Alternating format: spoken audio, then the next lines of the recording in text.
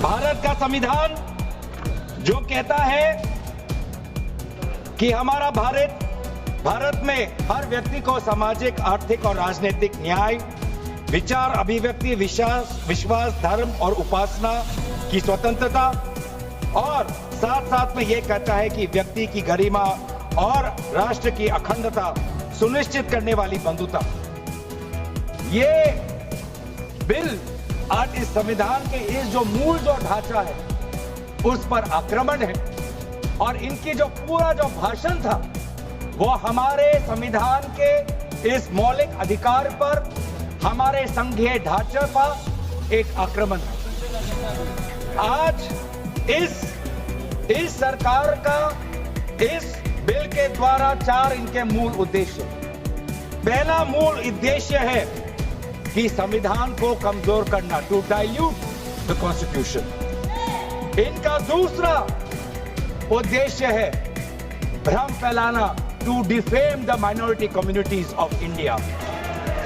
इनका तीसरा उद्देश्य है to divide the Indian society. हमेशा हमारे बीच में एक लिटिगेशन चलता रहे, मसला और बढ़ता जाए, ये उनका उद्देश्य है। और चौथा इनका उद्देश्य डाइल्यूट, डिफेम, डिवाइड, और चौथा इनका उद्देश्य है to disenfranchise the minority communities. आज माइनॉरिटी कम्युनिटीज के प्रति अपनी संवेदना जता रहे हैं। सर, कुछ हफ्ते पहले देश में विभिन्न जगहों में लोगों ने ईद की शुभकामनाएं एक दूसरे को दी। और क्या आपको पता है कहां इनकी डबल इंजन की सरकार ने लोगों को रास्ते पे ईद का नमाज भी पढ़ने नहीं दिया। और ये बात करेंगे आप अल्पसंख्यकों के प्रति अपनी संवेदना जताते हैं। मैं पूछना चाहता हूं कि आपके लोकसभा में कितने एमपीज अल्पसंख्यक हैं? पहले उसका विवरण दीजिए और फिर हमें बताइए कि आपके दिल में कितना संवेदना है। ये बड़ी अच्छी बात कही आप। यही नहीं, अभी और सुनिए।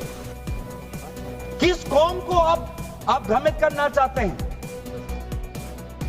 बार बार उस कौम को जिसने भारत की स्वतंत्रता की लड़ाई लड़ी है, उस कौम को जिसने 1857 में उन्होंने मंगल पांडे के साथ उन्होंने अपनी शहादत दी। आप उस कौम पर आप दाग लगाना चाहते हैं जिसमें लगभग 2 लाख उलेमा शहीद हुए। आप उस कौम पर दाग लगाना चाहते हैं जिन्होंने भारत छोड़ो आंदोलन में हमारा साथ दिया।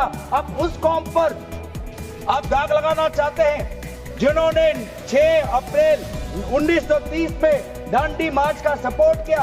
आप उस कौम पर आप दाग लगाना चाहते हैं जिन्होंने 1926 में ब्रिटिश के डिवाइड एंड रूल को खंडन किया। आप उस कौम पर आप दाग लगाना चाहते हैं जिन्होंने मौलाना हुसैन अहमद मदानी ने 1924 में कंप्लीट इंडिपेंडेंस की मांग की।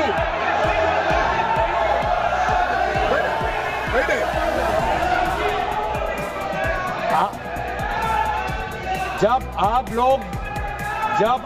लोग भारत छोड़ो आंदोलन का समर्थन नहीं कर रहे थे, उस कौम ने भारत छोड़ो आंदोलन का समर्थन किया।